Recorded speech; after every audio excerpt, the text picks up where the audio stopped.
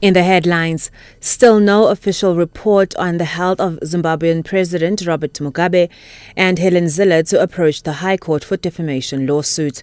With the news this hour, I'm Ayanda Kunene. There is still no official report on the health of Zimbabwe's President Robert Mugabe, who is said to be fighting for his life in a Singapore hospital. The Zimbabwean government has denied reports that he is seriously ill.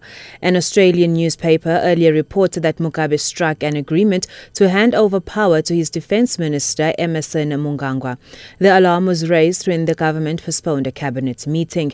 It has also been reported that his family chartered a plane to visit him in hospital. SABC correspondent Efat Musikwane says speculation about his health is running high. Some learners at the Umiezo Apile Combined School at the Grabo are to be without classes this morning when the school reopens after having been closed for about 2 months following violent protests over poor conditions and overcrowding.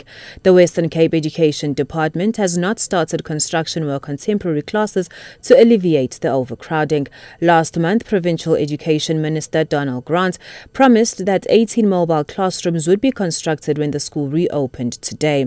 Saral Menkis reports. The parents are opposed to the construction of the classrooms on a site which they claim is a wetland. The Provincial Education Department maintains the site is ready for occupation after impact studies had been done. Meanwhile, learners have begun to arrive for the new school term this morning. The community says requests for a new school have fallen on deaf ears for the past 12 years. The parents are also against plans by the Education Department to accommodate matric learners at the Teacher Centre in Kuils River at the department's cost. They want their children to be accommodated at the Grabo High School at the town, where they claim there are sufficient classrooms. A community delegation that was to inspect the facility in Kuils River this morning has been stopped from doing so because of community opposition.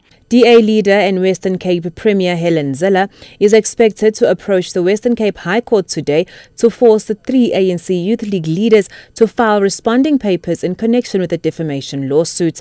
Zille is suing suspended Youth League President Julius Malema, spokesperson Floyd Shibambu, and Cape Metro Youth League member Andile Lili for 1.4 million rand. The trio allegedly called her a racist girl in the run-up to the 2009 general elections. 10 people arrested for alleged public violence and at the Ngomagoma village outside Malelane in Limpopo are expected to appear in the local magistrate's court. Police spokesperson Mohale Ramatsepa says the suspects allegedly burnt down 4 huts belonging to a family of a rape suspect.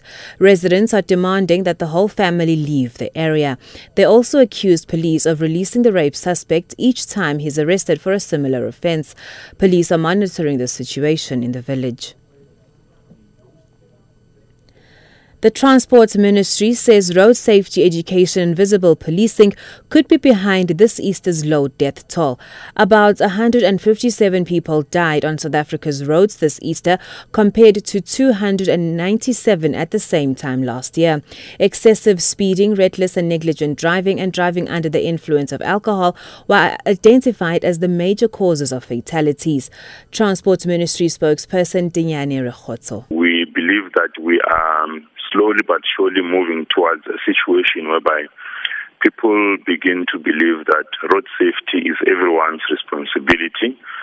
Government alone cannot be able to win the battle against the road carnage that we currently experience in South Africa.